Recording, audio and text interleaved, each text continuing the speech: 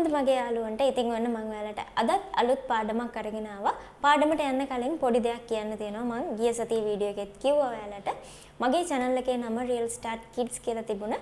මගේ channel එකේ නම මම වෙනස් කරා Real Start Pro කියලා. ඉතින් හේතුව මම ගිය සතියේ කිව්වා. ඒක නිසා මම අපවසරයක් කියන්න යන්නේ නැහැ. හැබැයි කලින් වීඩියෝස් ටිකේ මේ විදිහටම තියෙනවා. මුකුත් වෙලා නැහැ. මම කලින් කරපු පාඩම් හැමදේම මේ විදිහටම තියෙනවා. ඒ වගේම ඉස්සරහටත් මේ විදිහටම කරගෙන යනවා. කිසිම වෙනසක් වෙන්නේ නැහැ. නම විතරයි වෙනස් වෙලා තියෙන්නේ. ඉතින් ඒක නිසා ඔයාලා අලුතෙන් නම විතරක් මතක තියාගන්න. මගේ channel එකේ නම Real Start Pro කියන එක. හරි. ඉතින් මම ඔයාලට එහෙනම් අද පාඩම ගැන කියන්න. අදත් පොඩි පාඩමක් කියලා දෙන්න යන්නේ. සාමාන්‍යයෙන් අපි තව කෙනෙක්ට සුබ පතනවනේ මොන හරි දෙයක් වුණාම අපි සුබ පතනවා. ඉතින් ඒ සුබ පතන්නත් අපිට එක එක ක්‍රම පාවිච්චි කරන්න පුළුවන්. කියන විදිහ අපිට එක එක විදිහට කියන්න පුළුවන්. ඉතින් ඒ වගේ ක්‍රම ටිකක්, ඒ වගේ කියන්න පුළුවන් අලුත් විදි ටිකක් මම ඔයාලට අද මේ පාඩමෙන් කියලා දෙනවා. ඉතින් සමහර විට ඔයාලා නොදන්න එක දෙයක් හරි මේ වීඩියෝ එකෙන් ඉගෙන ගන්න පුළුවන් වෙයි කියලා මම හිතනවා. ඒක නිසා පාඩම ඉවර වෙනකම් බලන්න ඔයාලට හරියට ඉගෙන ගන්න පුළුවන්. ඉතින් මම ඔයාලට කියලා දෙන්න යන ලෙසන් එක මෙතන හදාගෙන තියෙනවා. මම එකින් එක ඔයාලට විස්තර කරලා කියලා දෙන්න. අපි සාමාන්‍යයෙන් good luck කියලානේ හැමෝටම wish කරන්නේ. මොකක් හරි වුණ ගමන් ටක් ගාලා good luck කියලා කියනවා. ඉතින් ඒක හරි පොදු දෙයක්. ඒ කියන්නේ අපි ඒක හරි common දෙයක් විදිහට තමයි පාවිච්චි කරන්නේ. good luck කියලා අපි wish කරනවා. හැබැයි අපිට මෙන්න මෙහෙම කියන්න පුළුවන්. චුට්ටක් ඒක වෙනස් කරලා අපිට best of luck කියලා කියන්න පුළුවන්. ඒක තව ටිකක් advance වගේ.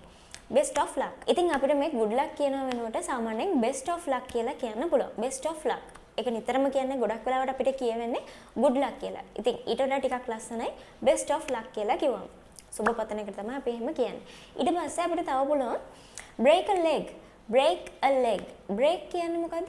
කඩනවා කියන එක. break a leg කිව්වම කකුලක් කඩනවා කියන එක නෙවෙයි මේකෙන් කියන්නේ. අපි අර good luck කියන වෙනුවට break a leg කිව්වමත් ඒකෙනුත් අපි මේ සුබ පැතීමක් තමයි කරන්නේ. ඉතින් ඒකත් ඔයාලා ඉගෙන ගන්න මේ වෙනකන් දැනගෙන හිටියේ නැත්තම් good luck කියන එකටම අපිට break a leg කියලා කියන්නත් පුළුවන්. good luck කියන වෙනුවටම අපිට break a leg කියලා කියන්නත් පුළුවන්. ඒත් කරන්නේ සුබ පැතීමක්.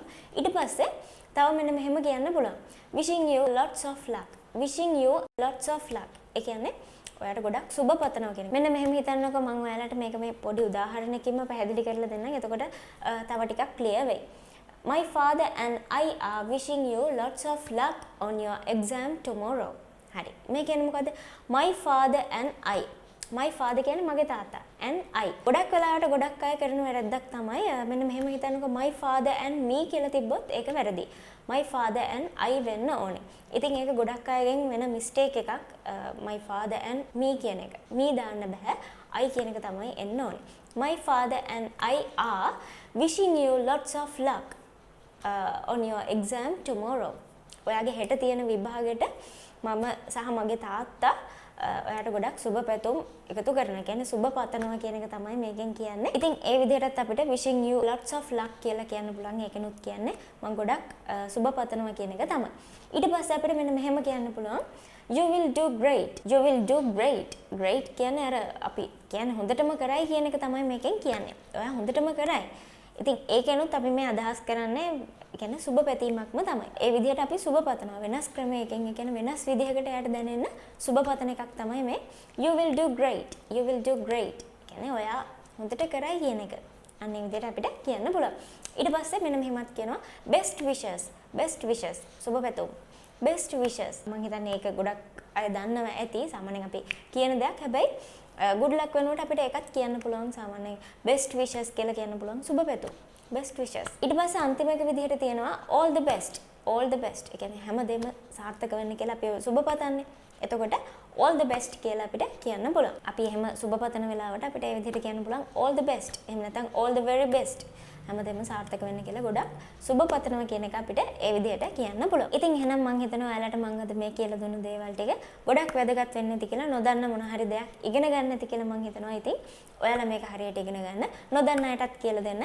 පොඩි අයටත් හරියටම මේ දේවල් කියලා දෙන්න. ඒ වගේම හොඳටම ගෙදරදී කට ඇරලා ප්‍රැක්ටිස් කරන්න.